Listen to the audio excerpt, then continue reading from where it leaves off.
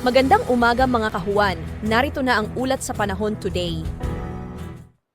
Sa kasalukuyan po ay wala tayong binabantayan na LPA o bagyo sa loob at labas ng ating Philippine Area of Responsibility. Yung northeast monsoon po natin ay nakakaapekto na lamang dito sa may extreme northern Luzon area at ayon sa ating latest satellite image, meron po tayong namamataan na linya ng mga kaulapan na nakaapekto sa may silangang bahagi ng northern Luzon. So dahil po yan sa epekto ng northeast monsoon or pagsasalubong ng hanging amihan or northeast monsoon at yung mainit na hangin na nanggagaling sa karagatang Pasipiko. So dyan po nagsasalubong yung dalawang hangin po na yan. Yan po yung shear line or yung pagsasalubong ng malamig at mainit na hangin na nakita po natin na nakakaapekto ito sa may silangang bahagi ng northern Luzon. So possible po sa may Hilagang Luzon area ay makakaranas pa rin po tayo ng maulan na panahon dulot po ng epekto nitong shear line. Samantalang sa nalalabing bahagi naman po ng ating bansa, wala po tayong namamataan na makakapal na kaulapan na posible pong magdulot ng buong araw na tuloy-tuloy na mga pag-ulan. So asahan po natin yung generally fair weather conditions sa malaking bahagi po ng ating kapuluan, liban na lamang po yung mga posibilidad ng mga biglaan o mga panandaliang buhos ng ulan dulot po ng mga localized thunderstorms. So magiging lagay po ng panahon ngayong araw dito sa Luzon, gaya po ng nabanggit natin kanina, dulot po ng epekto ng shear line, ilang bahagi po ng Hilagang Luzon ay makakaranas ng maulan na panahon.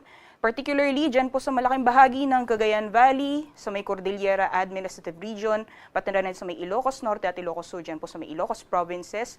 Asahan po natin yung makulimlim na panahon at may mga posibilidad pa rin na mga kalat-kalat, mga pagulan, pagkidlat at pagkulog dulot po ng epekto ng shear line. At sa nalalabing bahagi naman po ng Luzon, fair weather conditions po inaasahan natin, except na lang po yung mga posibilidad na mga biglaan o mga panandaliang buhos ng ulan dulot ng mga localized thunderstorms na mas madalas pong nararanasan sa hapon o sa gabi. Temperature forecast naman po natin sa mga piling syudad dito sa Luzon dahil inaasahan po natin na magpapatuloy yung maulan na panahon, lalong-lalo na po sa areas ng Cagayan Valley, ay mabababa po yung temperatura inaasahan natin dito sa Tuguegarao na maaaring maglaro lamang mula 24 hanggang 27 degrees Celsius. Para naman sa Baguio, temperatura po natin maglalaro mula 18 hanggang 23 degrees Celsius, 31 degrees Celsius naman maximum temperatures para sa Lawag at 32 degrees Celsius maximum temperatures inaasahan natin ngayong araw dito sa Metro Manila, pati na rin sa Legazpi City. At sa Tagaytay naman, yung agwat ng temperatura ay maglalaro mula 21 hanggang 30 degrees Celsius. Sa lagay naman po ng panahon sa nalalabing bahagi ng ating bansa dito po sa Palawan, Visayas at Mindanao dahil wala po tayong namataan na weather system na posible pong magdulot ng buong araw ng mga pag-ulan. Fair weather din po yung inaasahan natin except na lamang po yung mga biglaan o mga panandaliang buhos ng ulan. So mainit pa rin po, lalong-lalo na pagdating ng tanghali at may mga posibilidad pa rin na mga biglaan o mga panandaliang buhos ng ulan dulot ng mga localized thunderstorms na mas madalas nararanasan sa hapon o sa gabi. Temperature forecast naman para sa mga piling syudad dito po sa Palawan, Visayas at Mindanao. Agwat po ng temperatura para sa Kalayaan Islands, maglalaro mula 26 hanggang 31 degrees Celsius, 26 to 32 degrees Celsius naman para sa Puerto Princesa. Maximum temperatures naman para sa Iloilo at Cebu, aabot ng 31 degrees Celsius. At yung agwat ng temperatura para sa Tacloban ay maglalaro mula 25 hanggang 32 degrees Celsius. Samantalang dito po sa Cagayan de Oro, yung agwat po ng temperatura inaasahan maglalaro mula 25 hanggang 31 degrees Celsius. Maximum temperatures para sa Davao ay aabot ng 34 degrees Celsius. At para naman po dito sa Zamboanga, agwat ng temperatura ay maglalaro mula 24 hanggang 33 degrees Celsius.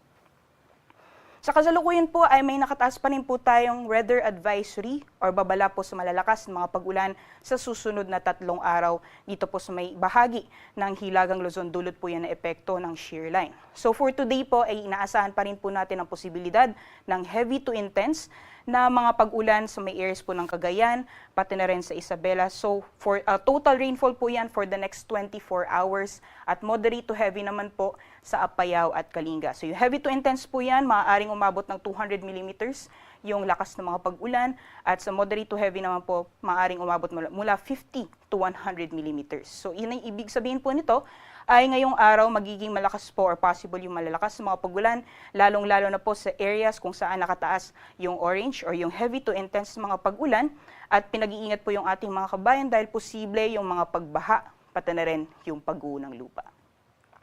Bukas naman magpapatuloy pa rin yung mga pag-ulan or malalakas na mga pag-ulan, especially sa ilang bahagi pa rin po ng Northern Luzon. Almost similar areas pa rin po. Heavy to intense pa rin ay posible sa Cagayan at moderate to heavy naman sa Isabela at sa Apayao. At pagdating naman po ng Thursday, unti-unti na pong hihina yung epekto nitong shear line.